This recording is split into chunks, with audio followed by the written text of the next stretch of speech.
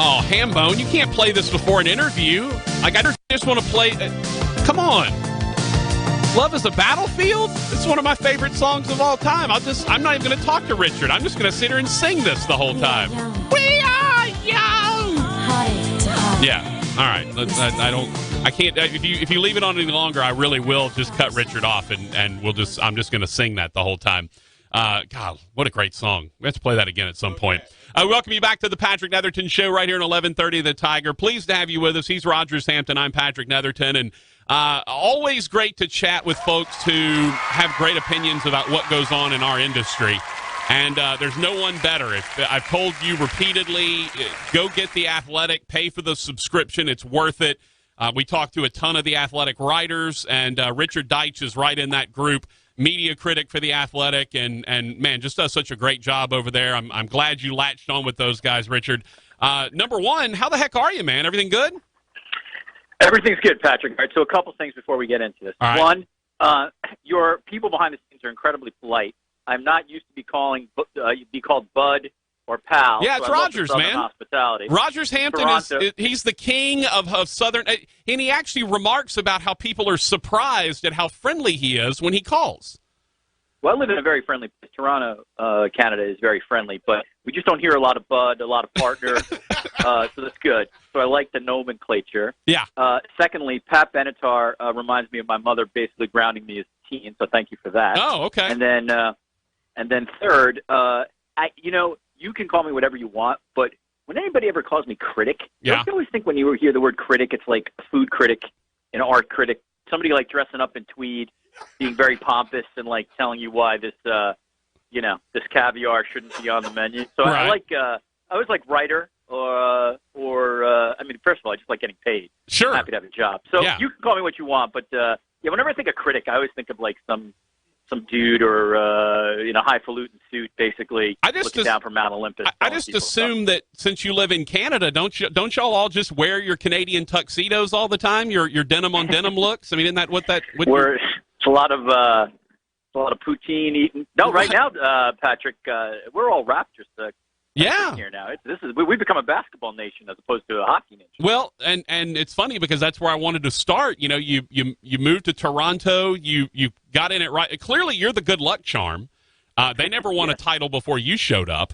Now that you're Kawhi there, they now forget Kawhi Leonard. All right, everyone talk about Kawhi Leonard. I'm talking about Richard Deitsch moving there, the good luck charm. You show up and Toronto wins a championship. Tell me how Toronto, supposedly more of a hockey nation, how they reacted to being an NBA champion. Yeah, so I mean, to be very serious, it's been an amazing sort of transformational, generational event that happened here. This is a hockey city. It's a hockey country. It just that is what it is based on the culture, the climate, tradition, but. What happened with the Raptors was really, really remarkable. By that final game, Game 6, about 1/3 of the country had tuned into that game. It's only a country of 35 million compared to the States. So one, it became sort of a national thing. Two, one of the amazing things about the Raptors in this run was the fans are different than traditional hockey fans. They're younger. They're very, very multicultural. They're of all different ages. That speaks to basketball in terms of obviously it's a much cheaper sport to play, and hockey, football, some other stuff. Sure. You essentially just need. I'm not saying anything that's brain, anything genius here. You just basically need a ball and some facility where you can shoot that ball, and most communities have that. So what's really been interesting is I think that there's so many young people who this is their first championship in the city. The last championship in Toronto was 93 with the Blue Jays. And so my thought is that the 10-year-olds, the 12-year-olds, the 8-year-olds who watched this, saw this, basically became invested in the Raptors, I think they're going to be basketball fans perhaps for the rest of their life. And it will be very interesting to see 10 years from now how much of a shift, particularly in this city, there is in terms of basketball fandom and hockey fandom. I don't think the Leafs will ever not be number one. But I think it was a generational moment for basketball in Toronto and in Canada, and I think basketball is going to be looked at very differently now after what happened. So that's the major impact. It's not just a championship, but it was something cultural here. Where do you think Kawhi ends up? I think now he ends up with the Raptors. I had essentially my thought the entire year was that he was going back to Los Angeles and likely the Clippers. And first of all, I think that most people in Canada would be fine with that. I mean, they would be disappointed for sure, but he delivered. I think what changed, though, Patrick, in the last month, obviously they won, and that was a big part of it. But I think he just really, I think he enjoyed playing with this group. I think he is totally convinced that management has his best interest when it comes to medical, and that obviously far and away the most important thing with Kawhi when he clearly lost trust with the Spurs doctors. And I think the Raptors have earned that with Kawhi. And I think he looks around and sees that if they bring everybody back, the road to the finals in the East is very, very makeable. You're probably looking at the Bucks. We'll see what happens with the Sixers and their free agents, but the Celtics are not the same. So my thought now is that he signs, and again, the guy could turn around and sign with the Clippers. I'll be totally wrong. But if I had to guess, I think he signs a short-term deal with Toronto, like a 1+1 or a 2+1. He gets to that 10-year mark, and then most likely eventually finishes his career out in Los Angeles, which is where his family is. And he's a San Diego kid, but you know his family's in the Riverside area, close to Los Angeles. And so that would be my guess. But I would just look at it this way: if you would have told people when that trade was made last summer that Kawhi Leonard would be a Raptor in 2019-20, they would have looked at you like you're insane. There's no chance. This guy has no connection to Canada. He's not coming back. He's going to play it out, try to get healthy, and move on. So the fact that they're even at a coin flip now, to me, is almost a minor miracle, and it speaks so highly to the Raptors organization. If they pulled this off, I think this is exponentially more impressive than Paul George going to Oklahoma City. I mean, this is essentially getting arguably the best player in the NBA to stay in a franchise that's not in the country. Right. I mean, to me, that would be a miracle almost. Well, he just likes that socialized medicine, I think. You know, he can deal with all that. Yeah, I mean, he probably does, but let's be honest. My sense is Kawhi could not only afford his own doctor, but perhaps a hospital. Yeah, I'm pretty sure he could have the Kawhi Leonard medical clinic if he really needed one. Yeah, talking to Richard Deitsch from The Athletic, sports media writer. Richard, okay, so kind of the controversial issue for the last couple of weeks involves the women's team, the World Cup. And there's a couple of issues that we need to take on here. One is the gender pay gap disparity that, you know, they sued, now they're going to arbitration, all of that. It seems unusual to me that a sport that is clearly, and I think very clearly, the women's side of the sport is way more popular, more well-known. I'm a super casual soccer fan. I think I could name one men's team member, and I can probably name 3 or 4 women's team members. And to me, that speaks to they are vastly more popular than their male counterparts. Why is it such a grind, such a hard thing for them to be able to get this pay equalized? Well, I mean, listen, you literally just spelled out the entire argument. To me, it's just nonsense. I mean, this team in particular, which has clearly had far more success than the men, you're judged in global soccer, you know, by World Cups and Olympic championships and, you know, the highest levels of competition. And this team, far and away, and I don't want to make it a men versus a women thing, because I think the U.S. national team and men's team have done a great job building themselves up too. But it's not close, Patrick. I mean, you just have to look in a record book to see the two. So to me, it's just asinine, and it's a very easy solution. If you're wearing the Stars and Stripes, if you're basically a member of a national team, the pay should be equal. It shouldn't be this hard, and it should be easy. If there's one that you want to sort of tell me, well, you know, should men's basketball be paid equal? Well, yeah, I understand. The NBA players are different than the women's players, but again, I could certainly go back to the argument of performance. And there's no better team, by the way, in the history of the United States than the U.S. women's basketball team. Right. I think they've won 5 or 6 gold medals in a row. So it's a no-brainer. I mean, basically pay the same salaries or however you institute whatever the financials are for these teams and just make it equal. And there's no issue anymore. And, you know, to get into sort of the nitty-gritty of, like, attendance and, you know, and revenue and X, it's just nonsense. At this point, to me, you represent the national team in whatever sport you are, whether this is archery, gymnastics, soccer, whatever, the pay should be equal. Make a standard down the line. Probably some sports obviously deserve more than other sports because they're going to generate more revenue. And there's no issue anymore. But I'm with you on this. It just, in other countries, their national teams get bonuses and stuff based on performance. So if it's about performance, it's not even an argument. Right. If we went down all our national teams in every different sport, the U.S. women's soccer team would be, super high in terms of where they would get these bonuses in the same way the U.S.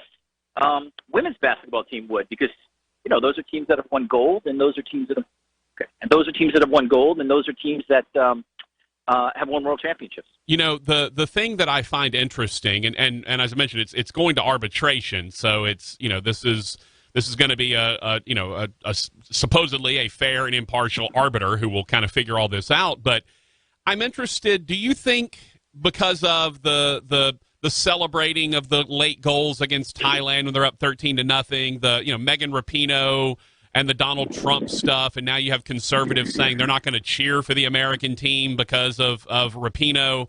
Do you think this helps, hurts, or does nothing to bolster their case for, because of kind of how active and how reactive that everyone is toward them? By the way, is there anything just more hilariously stupid than deciding to cheer for France against the U.S. No. Because Megan Rapinoe did something? Yeah, I mean, it's ridiculous. It's just, it's actually hilarious to read some of those responses on Twitter to say, that's it, I'll never root for the U.S. again, I'm rooting for France. Yeah. Okay. Okay, De Gaulle. Yeah, enjoy surrendering. So, I mean, seriously. So, no, I don't think, honestly, Patrick, I don't think any of this has any impact. Do I think there are some people who are ticked off of Megan Rapinoe? Of course, yeah. I mean, we live in a divided country. This isn't a newsflash. But, I feel like that goal celebration already feels like 50 years old, even though I realize it was during this tournament. And so much is going to happen over the next couple of weeks, depending on, obviously, on, how they do against France and how they do in this tournament. I don't think any of that will be an issue. And I don't think in terms of the pay disparity or the pay, I don't think individual people's politics is going to get involved there. That said, if this team wins and they don't go to the White House, and I certainly do not expect them to go to the White House, there's going to be a lot of Americans who are ticked off at that. But yeah. I would just say, Patrick, again, we happen to live in a massively polarized society, and that's just par for the course now in 2019. Particularly given this current administration. But I don't think so. I don't think that will impact any of the decisions. And lastly, and I think just for how long both of us have been in sports, a lot of times if you win, that the euphoria of the celebration trumps all. Oh yeah. And people start making decisions based on that. So if they win the World Cup, a lot of all this other stuff just goes really way into the background. There's a reason winning cures all ills is a statement. Richard, let's turn to ESPN for a second, because we're kind of at the end of an era at ESPN. Bob Lee has announced he's leaving. He hadn't been on the air for a while. He took a sabbatical and then I guess just isn't coming back at this point. Does it, since we've seen the whole embrace debate culture and the Stephen A. Smiths and the Skip Baylesses of the world, does it feel like with Bob Lee retiring, we're kind of losing our handle or maybe our grasp on what was old school journalism? I think the one thing with Bob Lee retiring is it does feel like the end of an era, in a sense, in that he was, I think rightly called the conscience of ESPN, and that was the case. Not only was he the front person for ESPN's coverage of really serious and major events, he also was their host of the World Cup and major soccer coverage. But he had the ear of management when it came to editorial decisions and journalism. So in that sense, it feels like the end of an era. But I don't think ESPN's going to abandon journalism. I mean, they still employ. I'm right about this. Obviously, the Athletic employs a lot too, and some other places, but still employ the most journalists, or if you want to put it under reporters, the most reporters in sports of any organization. They're still doing journalism. They still have great feature producers who do journalism. So I don't think that's gonna go away. But they are, Patrick. They're just a lot of things. They're Stephen A. Smith and Kellerman and hot takes and putting LeVar Ball on and trying to get as much viral stuff as they can. They're, ESPN Plus, trying to get people to buy their streaming product.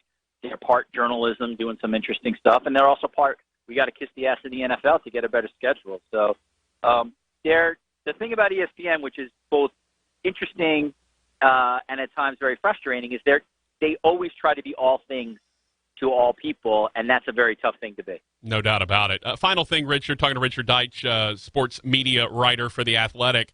I want to talk about the College World Series. Just ended last night. It feels like ESPN is embracing college baseball a lot more really in the last 4, 5, 6 years than we've seen at any other point in time. Do you feel like that the audience is following that, they're putting all the super regional games were on the big channels. They weren't on, you didn't have to go find them online anywhere on ESPN3. Do you feel like they're embracing, the people are embracing college baseball on ESPN? Absolutely. I do. I think it's really good programming, and I think ESPN's done the same thing with the College World Series, the softball tournament. Yeah. Both college baseball and college softball really, really get much better viewership than your average sports fan realizes. They're both in the millions for the final games. They have huge, huge followings at their universities. And ESPN, to their credit, has picked up on this, certainly this last decade. And they continue not just to schedule the finals, but they're scheduling, like you said, regionals, sub-regionals. I think it's really, really smart. I think those two sports are particularly exciting and oftentimes more exciting than the Major League Baseball product. And I don't know if that's the ties to the universities. The games are shorter. It feels like these guys are playing for something because it's sort of a winner-take-all kind of tournament. But, yeah, I tip my hat to ESPN. I think they have realized that this is really, really good programming. They've invested more resources on it, and that should just grow, Patrick. I would expect both college baseball and college softball.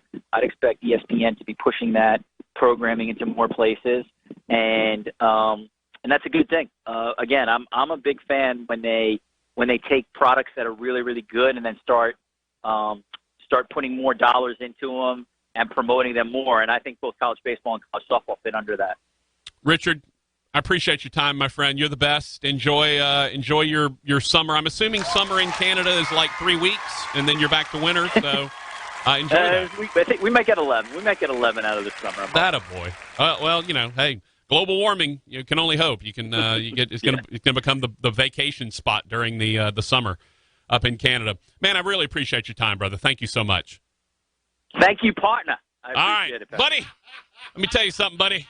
My boy Rogers, hey, you can't beat him for personality and hospitality. He has got plus in both. Thanks, brother. Thanks, man. All right, Richard Deitsch.